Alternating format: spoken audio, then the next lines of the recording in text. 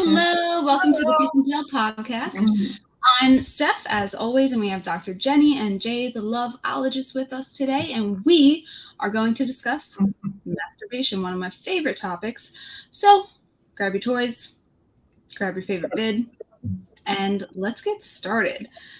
The original question that I have to ask personally is, masturbation is weird, in quotations.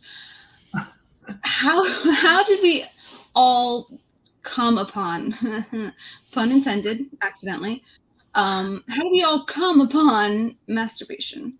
Because I think it's different for everyone, and I think a lot of people feel like they were kind of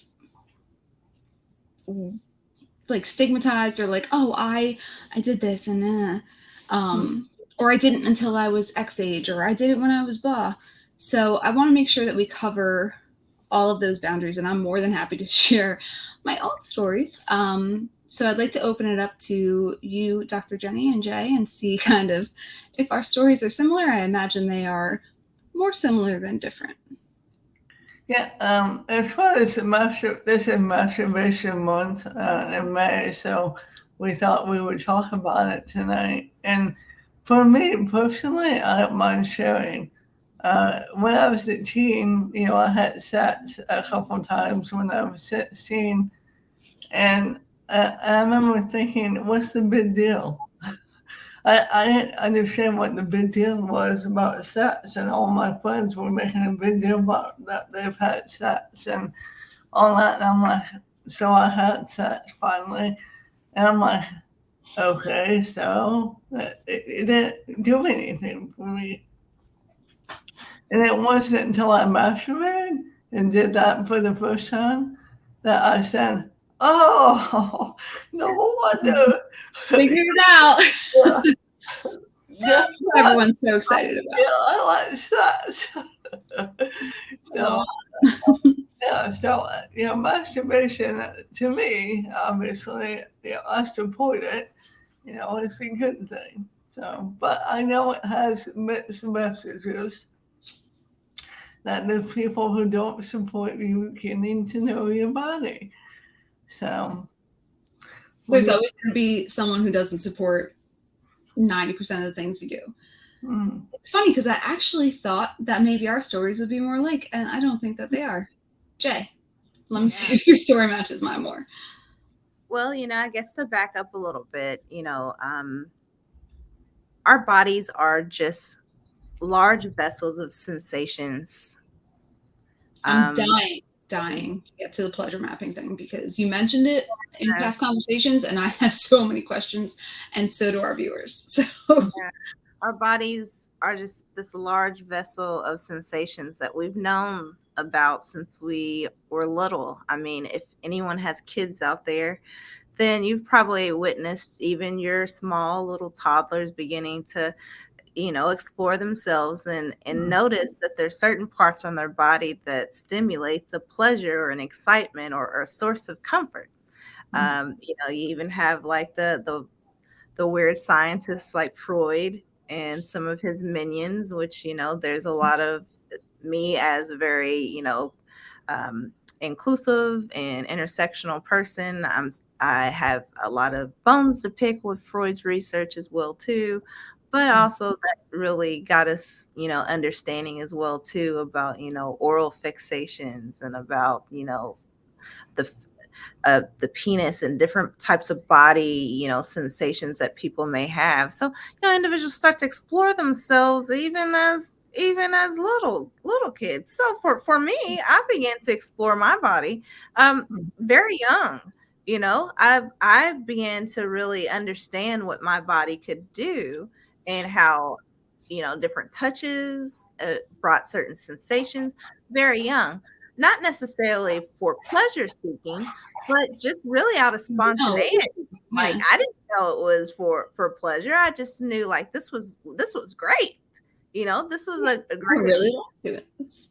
And it took me until like maybe 12 or 13 or 14 when I had really great conversations with my mom to understand like for individuals that have vulvas, that the clitoris is a very great space for many, not all, but for many, to achieve, sexual satisfaction.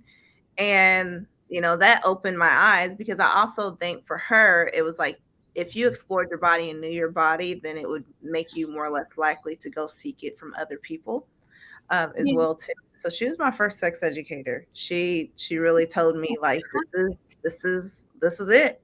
So I got my first vibrator when I was around 14 or 15, which I know that's probably taboo for a lot of parents out there, but I did. I got my first vibrator when I was like, it was a little bullet, it was a little bullet. And I think, my mom and my aunts that came together, like, I have like a lot of aunts, they came together and they were like, if we provide this opportunity, then she'll love herself and she'll be able to focus on school and also understand that she owned her pleasure. And that allowed me to understand my pleasure a bit more. It did. Thanks, Mom and aunties out there. I appreciate it.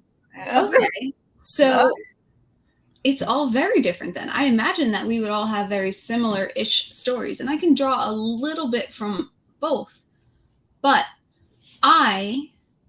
to kind of relate to Jay, also, I've never, ever, ever, still to this day, used a vibrator.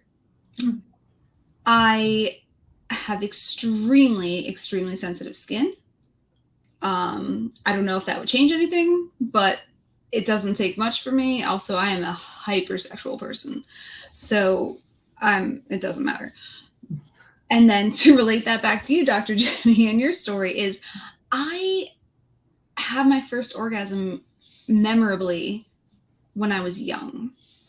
And okay, as if sharing my first orgasm wasn't embarrassing, what I'm going to say is what I was most embarrassed by. I love androgynous looking people. Always have. David Bowie is my number one. Like, anyway. All my 3 out of, and questionably, I guess we'll say 2 out of my 4 first, like, crushes were gay. The other 2 probably experimented. Anyway. So my first thing was climbing. I loved climbing everything. I will just do whatever I can until I fall, and I will fall until I break something. So my first was, I was climbing and my husband's going to probably cackling upstairs because he's heard this story, climbing you have like the swing set and they have the 2 little like things that meet up. I was, shimmying up one of those and I was like, oh, whoa, hey, what is that? I loved climbing poles after that. I used to have the presidential fitness awards, like in gym class. Pole climb was I was the fastest one up there every day. And then I just kind of started to masturbate on my own well before even having sex. Now, the 7-year-old swing set stuff was not masturbating actively, but in my teenage, I didn't lose my virginity until I was like 17, cusping 18. Just because I'm a very indecisive person. And at the time I knew how to like pleasure myself and what I wanted and what I enjoyed. And to give too much information, as I always do, my first time I was on top because I was like, I know what I like and where I like it and how I like it. So let's like figure this out. But it's very interesting because I thought that mine was going to be the most like conservative, and which it never is with me, but like I didn't realize that you had the family backing, you had the, friends and you had sex before you started. Mm-hmm. Whereas I'm just climbing a pole thinking about the Labyrinth and David Bowie and just the codpiece alone. Come on. So what do we tell people then who either haven't masturbated or have but feel some sort of shame or discomfort or like, yeah, I did, or I don't know, maybe, or I got a dildo, or I had sex first and I never learned, because there are still people who have sex into their end of life and still have not experienced like an orgasm from someone else. So yeah. I'm going to reverse the order, as I'm one to do again. Jay, your advice for someone who, two advice. One, someone who has never had an orgasm with someone else and only can do it themselves. And there's a lot to unpack there.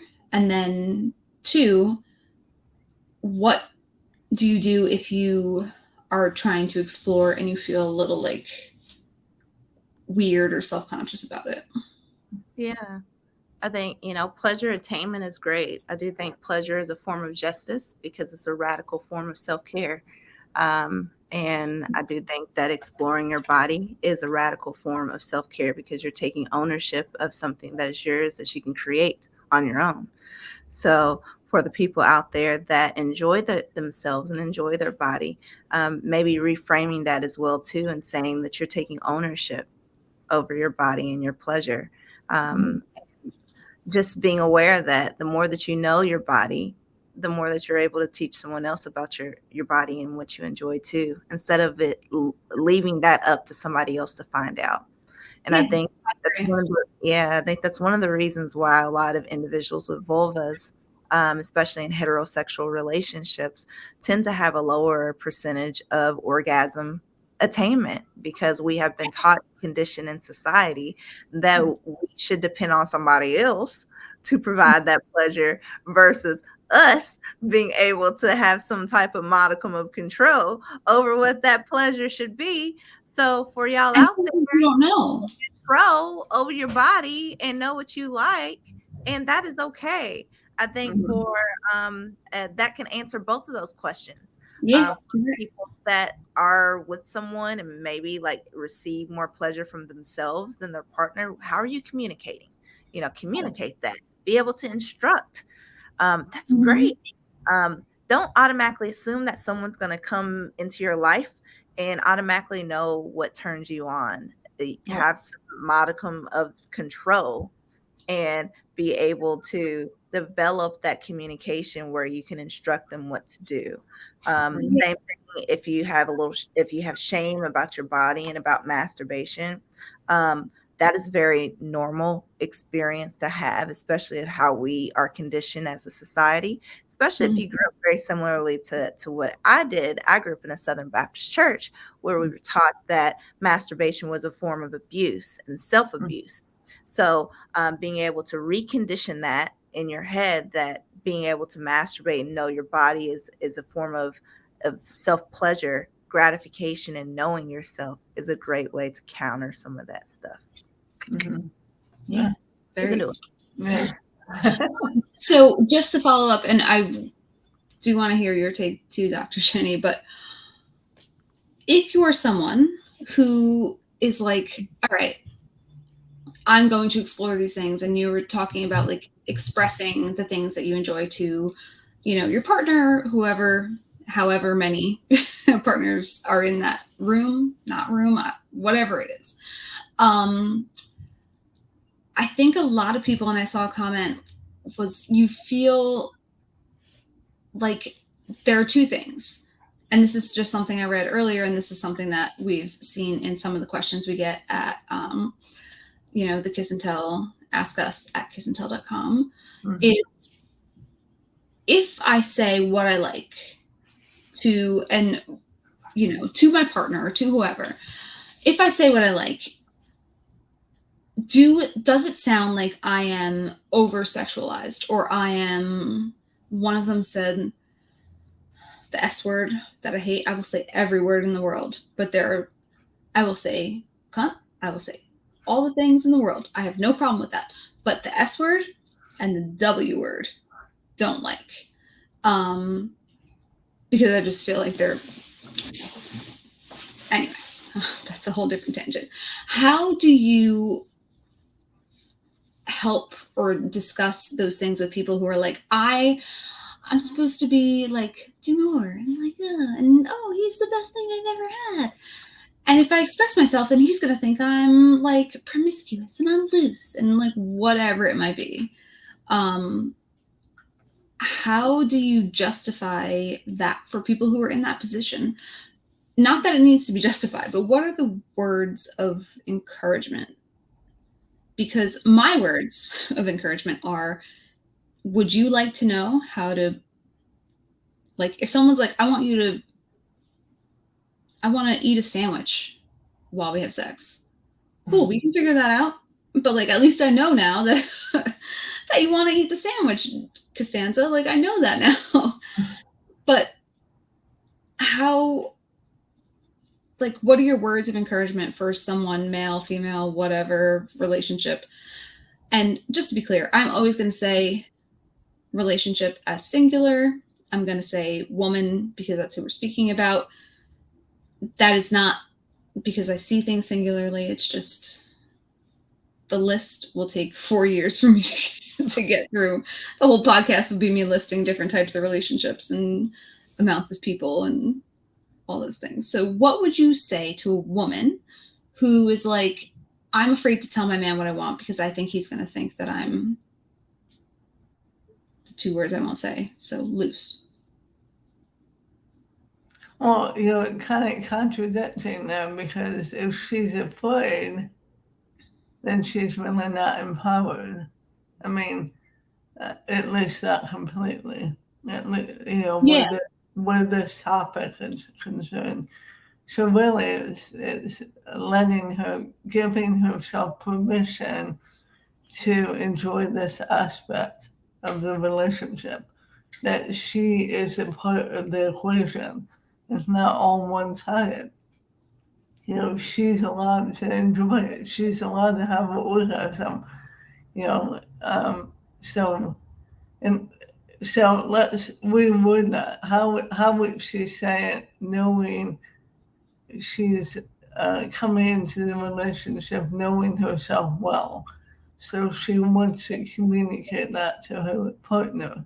Yeah, I'm asking, that is a whole other thing to unpack, but I'm asking more based on what Jay was saying, is if you come into something, and she was saying it's very important to say like, yo, I like this, I want you to do that, this is where I want you to do it, this is how I want you to do it. Sometimes even people who masturbate and know what they like, how they like it, and what the surrounding, environment is, how do you justify, and I don't mean that as like needing proof, but like justice, like the scales, how do you justify being able to say that and still being respected or demure or not like, someone who's just doing it just because, I have experience. And you might not be, because I was a virgin. Mm-hmm. You found out after. Jay had a toy. Like, we all had such different things. So how do you justify talking to a partner about the things that you like without being judged? Because there is a label for that. There is a label for someone who's like, you know what? Smack my ass. I really like when you pull my hair. You know what? I would like for you to, sprinkle like glitter on me. I don't know. There's a kink for everybody, and I want to know all about them. But you're answering the question of it. I mean, basically you're saying it by saying the iMessage. I mean, the iMessage is the easiest way to answer it.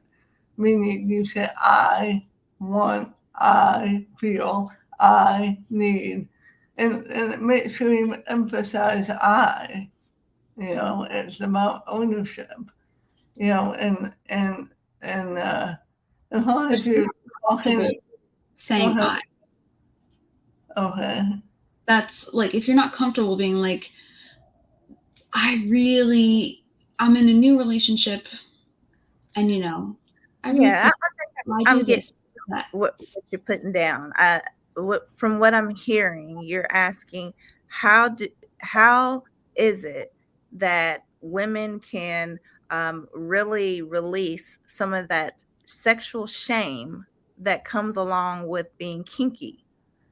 And and that is still going alongside with what Dr. Jenny said, being able to find a way to own that and that those I messages. But also it is really kind of doing some mirror and some shadow work.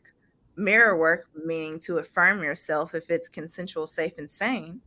Then it is a positive form of sexual intimacy.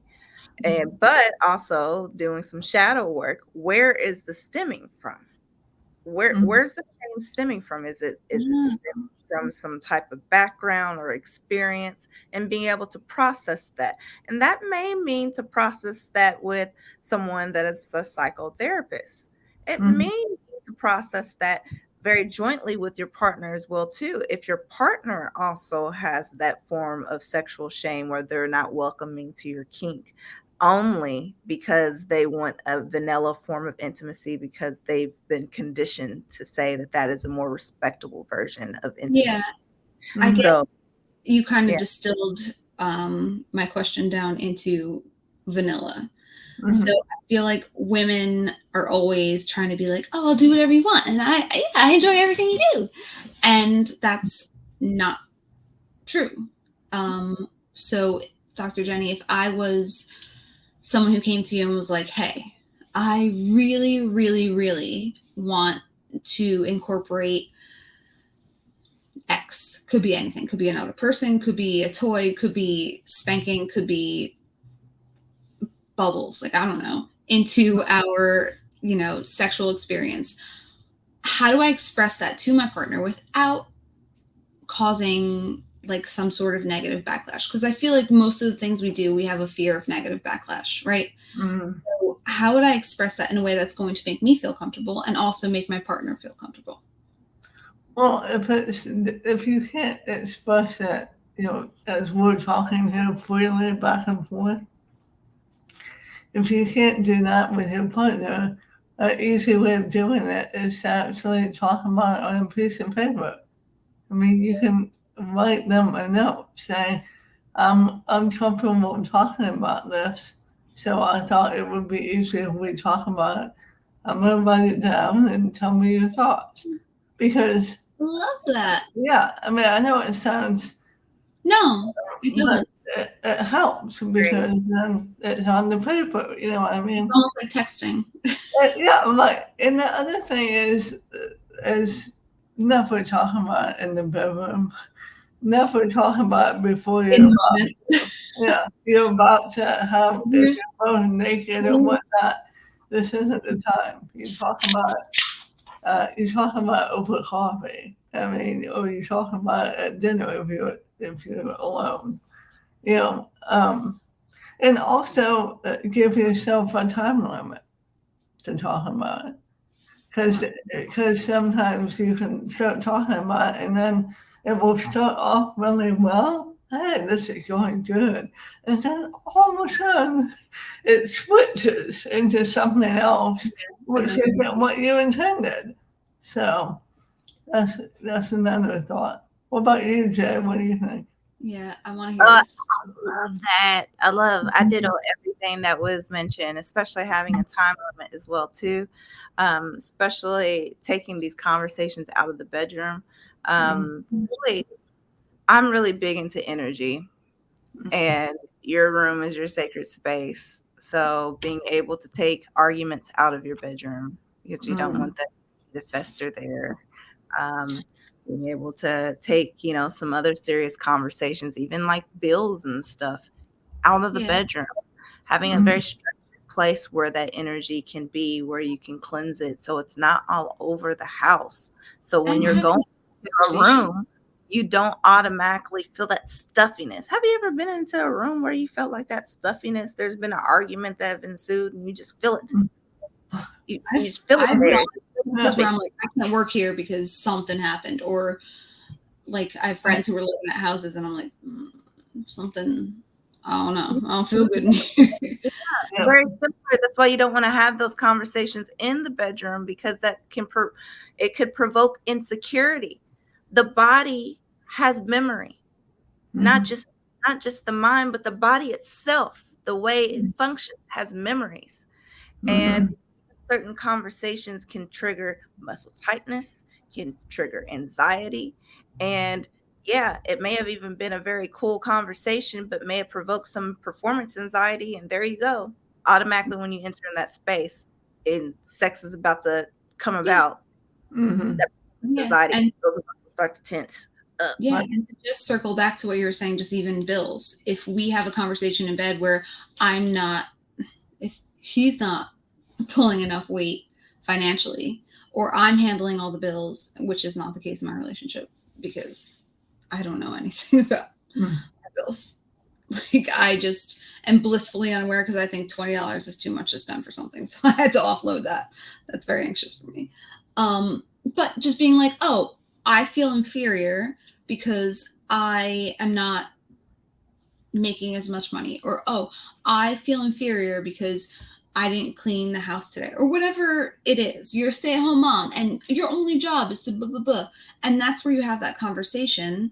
I get it. When you go to bed and something like, and you're trying to have sex, you feel like you need to compensate for the other conversations you had in that room.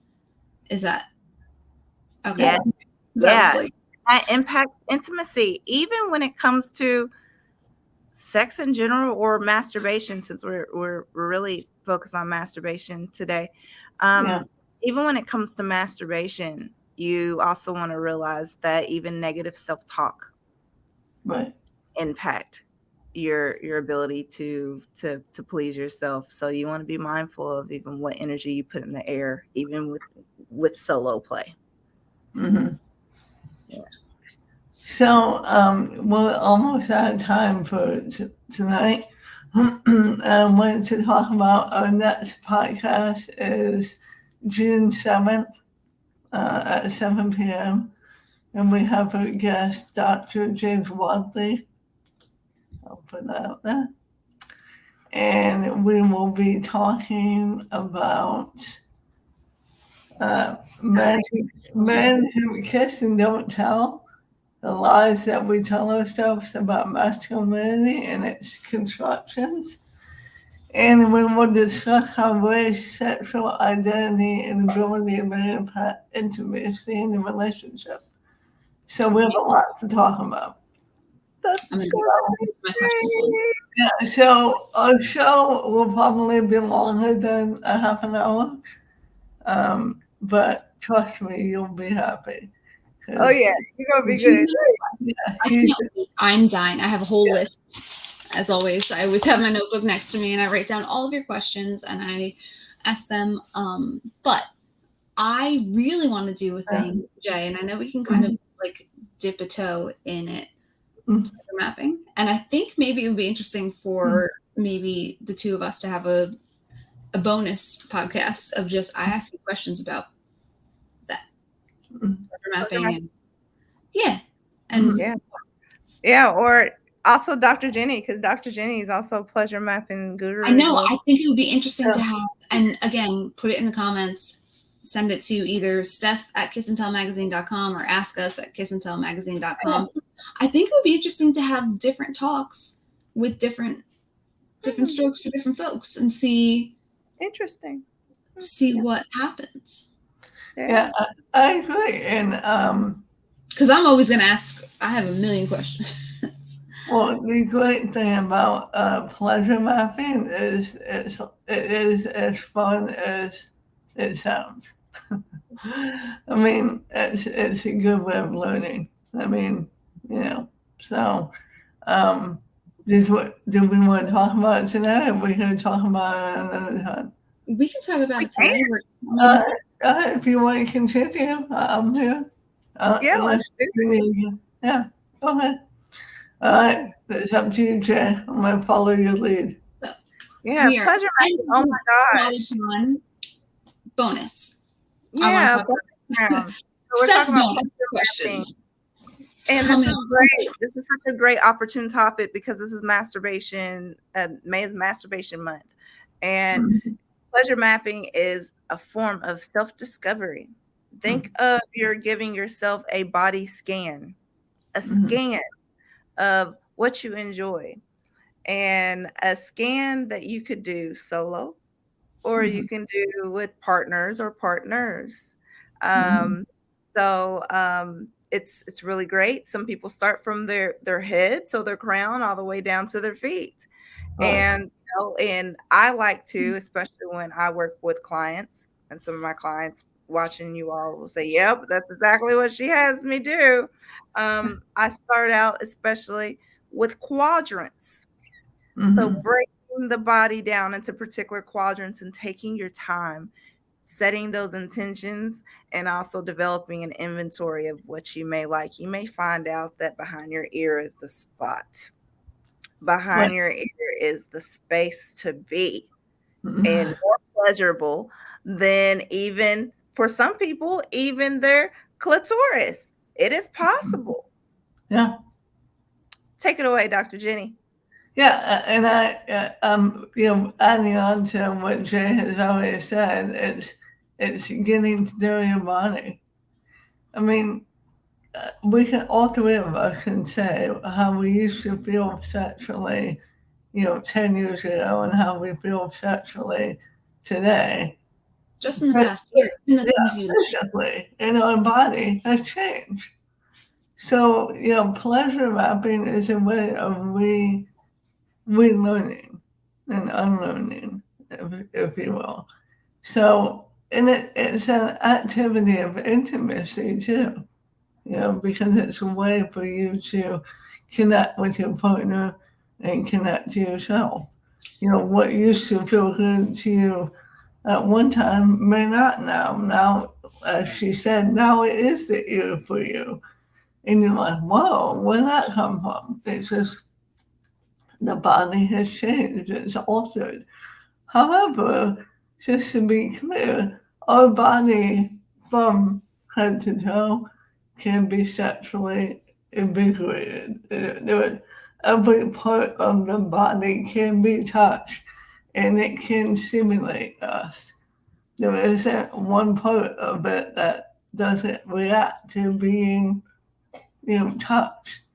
And especially if it's done in the right manner. How do we like it? Soft? You need more of a press? So that's really the part of doing that. So does that kind of go back to just to circle back, like you being able to express what you need? Because for some people, the touch might be, oh, this is what I want. And other people, it's like, this is what I want. And other people, it's like, this is what I want. And other people, it's like, that's what I want.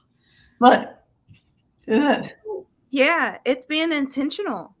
And when have you taken that time to intentionally seek out your pleasure? And pleasure mapping is that intentional space where you're seeking out your pleasure, not just to fall asleep, not just to blow off some steam, not just because you're lonely, not just fall asleep. That's my go-to. Like Can't sleep. But you're seeking it out for the purpose of figuring out what feels good for you. So that's not only just touch, that's not only just sensation. You can also do that with different types of mediums. So some people like their tips of their fingernails gliding across their skin in different quadrants or directions, different pressures as well too. Some people like a washcloth, that you could do it in the shower. Some people like a little, if they know that they like wax play, then they may utilize wax as well too in different spaces to figure out what is enjoyable. Some people love sensory wheels as well too, and that is a great way. So it's really up to you all, and really at the end of the day, this is a non-exhaustive way of figuring out your pleasure. You don't have to just do this one time and say like, that's it, I already know what feels good. Like Dr. Jenny said, like you may change over time, or different sensations may change over time. Different people's touches could be different. You may try it with one partner and it may not feel the same as somebody else. Yep. 100%. I've even, it's so funny, I just had this conversation over the weekend. I was like, I like to cuddle now. Because I never liked it. I didn't like holding hands even. But now with my husband, I'm like I just, ugh. But I was never, like, if someone hugged me, I was like, so yeah, that relates very closely to what I've been thinking. But also, if you decide that you want to explore these things, and kind of going back to what you said earlier, Dr. Jenny, is, so for Christmas, for example, my husband and I we sit back to back and wrap presents. So it's like we know we're getting presents, but we're not peeking. Mm-hmm. We're having an experience together that is like intimate, but not super intimate until the next day when it's intimate and we open each other up. And presents, one way or another. You were saying just kind of having a conversation, whether it's like writing a note or doing something like that. So with our last 4 minutes of our bonus 10, what kind of note would you suggest, or how would you suggest someone instigate that conversation with a partner? Like, hey, let's do this. We don't have to look each other in the eye. And especially, I hate to say this because it just makes me feel old, but for the younger generations who typically don't even like to call someone on the phone, how would you suggest that people handle that situation? I mean, with a note? And what do you mean? I mean, so if you're like, I want to have, like Dr. Jenny suggested that we, talk about this via like letters, but how do you kind of start that? Other than, hey, Dr. Jenny told me. Like, how do you be like, hey, I think, I feel this, you feel that. How do we express things? Because apparently we're not communicating face to face in a way that is beneficial or, satisfying for me, or I don't feel comfortable, no matter what adjective you use. How would you suggest that someone broaches that topic with their significant other, others, whatever? Well, you can, if you want to do the note or the text, depending on, what How would you initiate that though? But you would say, I need to talk to you about something that's important to me. Yeah. Oh. I mean, so you initiate the conversation about the text conversation with a text. Right. And say it's easier for me to do it on a text, or it's easier for me to do it in a note, and see how they respond. Interesting. Yeah. No, I love that. I've had conversations with my husband where I'm like, keep the lights off and don't like touch me. Let's just lay next to each other and talk, because I don't want to see you ugly cry. And I also want to just be able to say what I need to say. So Jay, same question. If you had to offer someone advice who's like, I don't know how to broach these topics. I heard Dr. Jenny say, you can write, you can text, you can do whatever. How do you initiate that? I say that you can always broach it with a text. You can prime it with a conversation and say that it's coming.